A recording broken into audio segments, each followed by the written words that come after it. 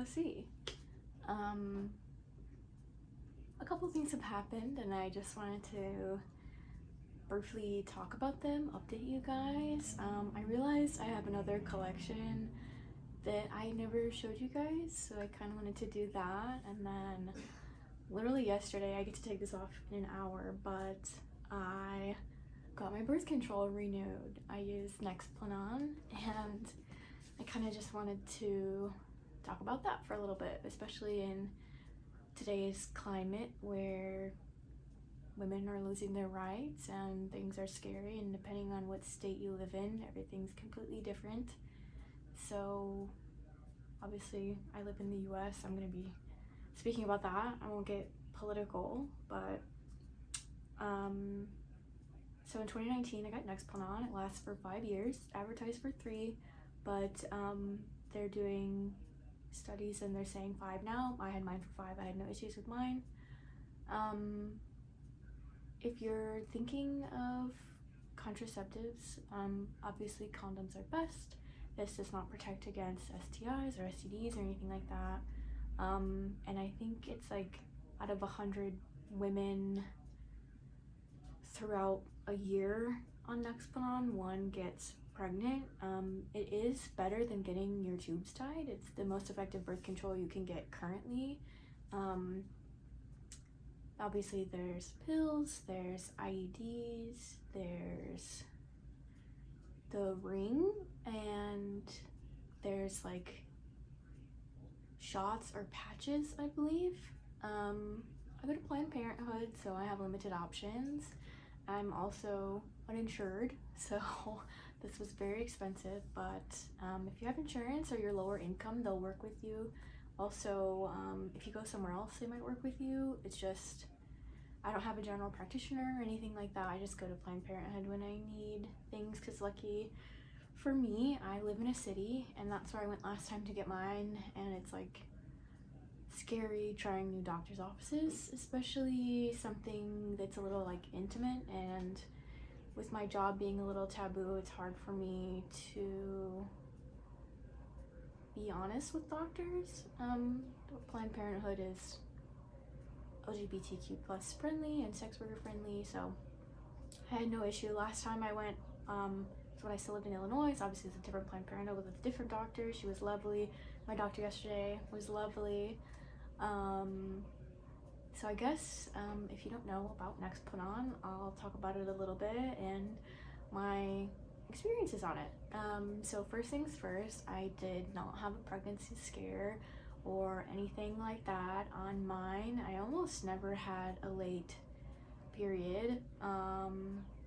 And for me, before I got on birth control, I clotted a lot on my period and I would pass out and I'd be in excruciating pain. So on top of this allowing me to film certain pies for work, we'll keep it YouTube friendly, it also helps me every single month, and I've always had regular periods, but that can help with that as well.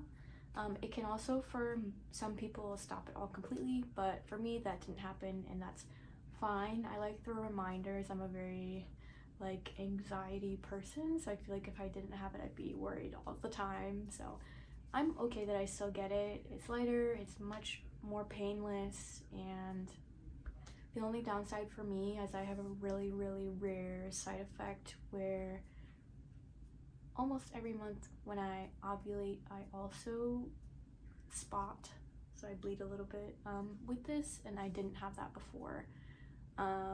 Most people throughout the first year will have like irregular spotting. Spotting's really common for any birth control because you're messing with your hormones. There's also non-hormonal birth control, but for me, I like the hormonal. So yes, that's the side effects. That's how I've experienced it. It just goes in your arm.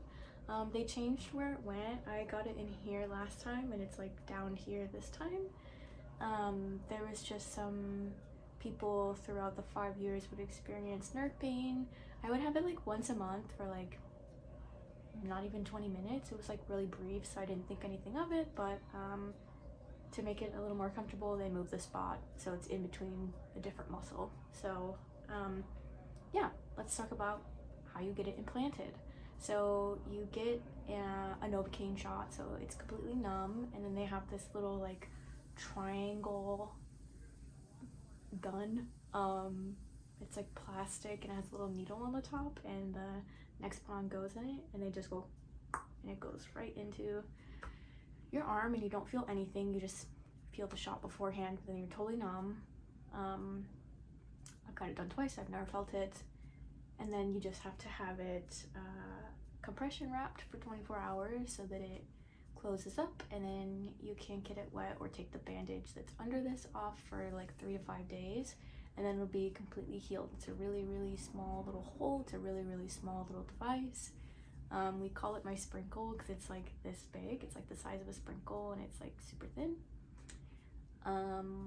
To get it out, they just give you the shot, do a little tiny slice, and they just pop it right out. Sometimes it can get stuck to your muscle because it's in there for so long. Mine didn't, so I have no experience with that. It's also pretty rare for that to happen. But the same with IUDs. They can also grow like scar tissue or get connected because it's something in your body.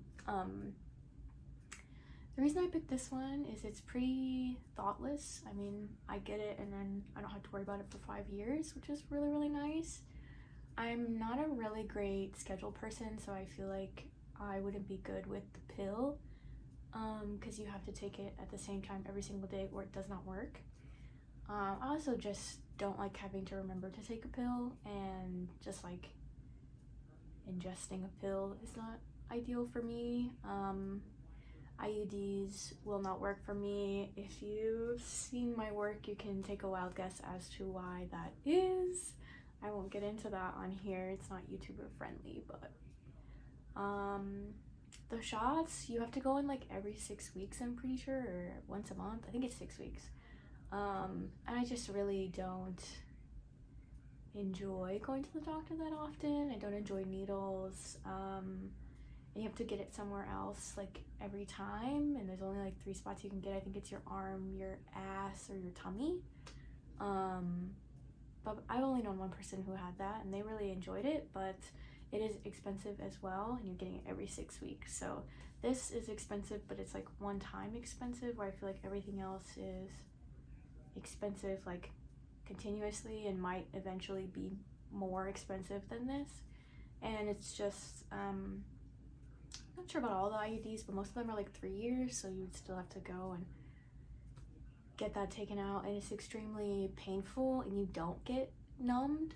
So I definitely would take mine getting numbed.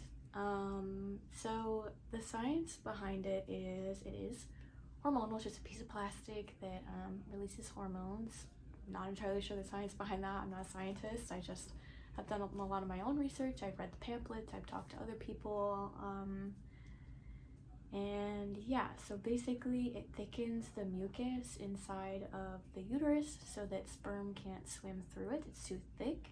It also stops ovulation, so I never pass an egg. But it does trigger the hormones to still give me my period, but that is why it stops other people from getting their period, because they're not ovulating. And that's what a period is, when the egg drops. So the more you know. But yeah, it just does that 2 things. It's pretty chill. I never feel it. Like, I don't feel the hormones coming out of it. It doesn't throb. It doesn't.